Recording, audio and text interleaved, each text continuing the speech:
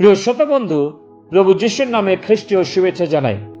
আমরা সমাগম তাম্বুর পবিত্র স্থানের দুটি বিষয় সংক্ষেপে দেখেছিলাম। প্রথমত, মণ্ডলীতে প্রবেশের পথ একটি, এবং দ্বিতীয়ত দেখেছিলাম প্রভু যিশুতে স্থিত পৃথিবীস্থ মণ্ডলী। আজ তৃতীয় বিষয় দেখি, যদিও মণ্ডলী প্রভু যিশুতে, তবু এই পৃথিবীরূপ প্রান্তরের মধ্যে পবিত্র স্থানের ভিত্তি কিছু দিয়ে তৈরি হয়নি। মরুভূমির বালি তার ভিত্তি। এটি প্রকাশ করে যে পবিত্র স্থান এত মনোরম ও অপূর্ব, তবু এখনো প্রান্তরের মধ্যে, মরুভূমির মধ্যে অবস্থিত। মনে রাখতে হবে, বর্তমান জগৎ একটি মরুভূমির তুল্য। মণ্ডলী বা চার্চ খ্রিস্টে থাকা সত্ত্বেও যাত্রাপথে রয়েছে। এখনো কিন্তু মণ্ডলী চলমান অবস্থাতে রয়েছে, যাত্রার জীবন শেষ হয়নি। আমরা দেখতে পাই মণ্ডলী খ্রিস্টেতে যেন উপত্যকার শোষণ পুষ্প, প্রান্তরের মধ্যে জগতের উপত্যকার মণ্ডলী স্থাপিত। দুঃখ ও কষ্টের মাঝেও সৌন্দর্যময় স্থান মণ্ডলী বা চার্চ। তাই চার্চকে ভালোবাসতে হবে, যেখানে খ্রিস্টের উপস্থিতি সর্বদা আছে। ইয়োব বলেছেন, আমি তার আলোকের দ্বারা অন্ধকারের মধ্যে চলেছিলাম। খ্রিস্টেতে ঈশ্বরের জ্যোতির দ্বারা আমরা অন্ধকারময় জগতের পথ দেখতে পাচ্ছি। আমাদের জীবন খ্রিস্টেতে ঈশ্বরের মধ্যে গুপ্ত রয়েছে। তথাপি দুঃখ যাতনার মধ্য দিয়ে এই জগতের মরুভূমিতে খ্রিস্টের মণ্ডলী এগিয়ে চলেছে। যাত্রা পুস্তক 26 অধ্যায় 15 থেকে 30 পদে তা লেখা আছে। এফেসীয় 3 অধ্যায় 9-10 পদে লেখা আছে, যাহা আদি অবধি সমুদয়ের সৃষ্টিকর্তা ঈশ্বরের কাছে গুপ্ত থাকিয়া আসিয়াছে, সেই নিগূঢ় তত্ত্বের বিধান কি তাহা প্রকাশ করি। উদ্দেশ্য এই, যেন এখন মণ্ডলী দ্বারা স্বর্গীয় স্থানস্থ আধিপত্য ও কর্তৃত্ব সকলকে ঈশ্বরের বহুবিধ প্রজ্ঞা জ্ঞাত করা যায়। এই আবাসতাম্বুর বা অপূর্ব গৃহের আয়তন 30 হাত লম্বা, 10 হাত চওড়া ও 10 হাত উচ্চ। এটি 48টি তক্তার দ্বারা নির্মিত। তক্তাগুলি সিটিম কাষ্ঠের ও স্বর্ণ দ্বারা আবৃত। সিটিম কাষ্ঠ কখনো নষ্ট হয় না, এটি অক্ষয় কাঠ।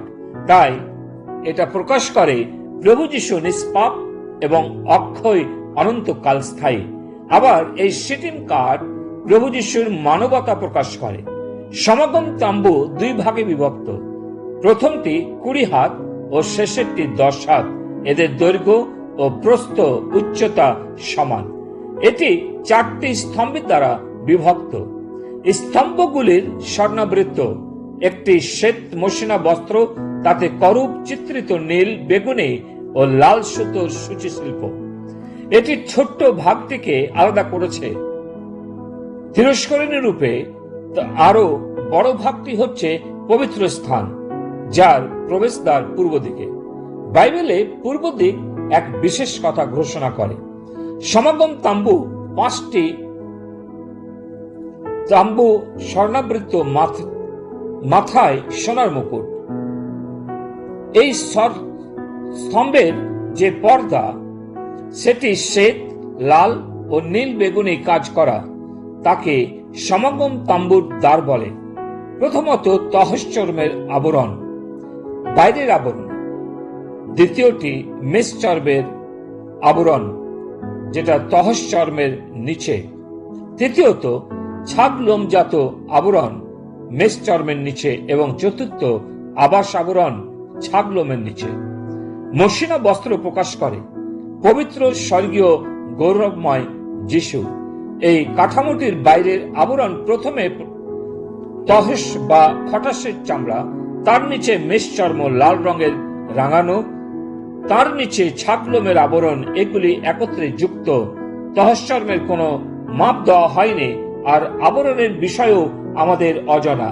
প্রভু যিশুর বিষয়েও বলা হয়েছে, কারণ তিনি তাহার সম্মুখে চারার ন্যায় এবং শুষ্ক ভূমিতে উৎপন্ন মূলের ন্যায় উঠিলেন। তাহার এমন রূপ কি শোভা নাই যে তাহার প্রতি দৃষ্টি করি, এবং এমন আকৃতি নাই যে তাহাকে ভালোবাসি। তিনি অবজ্ঞাত ও মনুষ্যদের ত্যায্য, ব্যথার পাত্র ও যাতনার পরিচিত হইলেন। লোকে যাহা হইতে মুখ আচ্ছাদন করে তাহার ন্যায় তিনি অবজ্ঞাত হইলেন, আর আমরা তাহাকে মান্য করি নাই।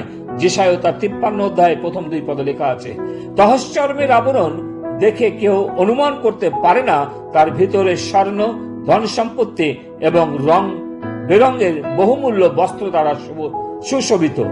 কেবল যদি কেউ এর ভেতরে প্রবেশ করে তবেই পরম সৌন্দর্যময় পবিত্র স্থান ও মহাপবিত্র স্থানের অমূল্য স্বর্ণমণ্ডিত দ্রব্যগুলি দেখতে পাবে।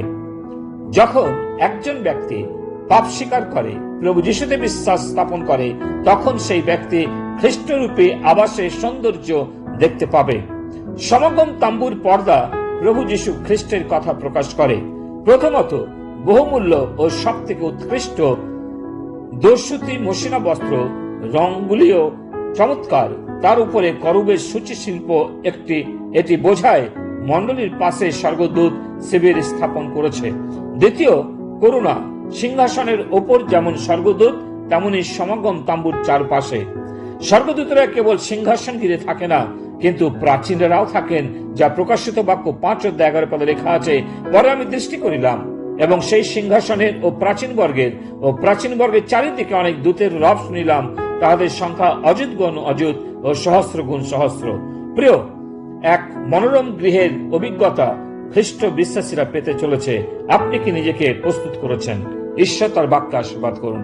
পিতা ঈশ্বর, তোমাকে ধন্যবাদ দিই, তোমার অসম পরিকল্পনা আমাদের জন্য তুমি করেছো স্বর্গে, যা অতি শীঘ্র প্রভু আমরা সেখানে যেতে চলেছি এবং তা উপভোগ করব।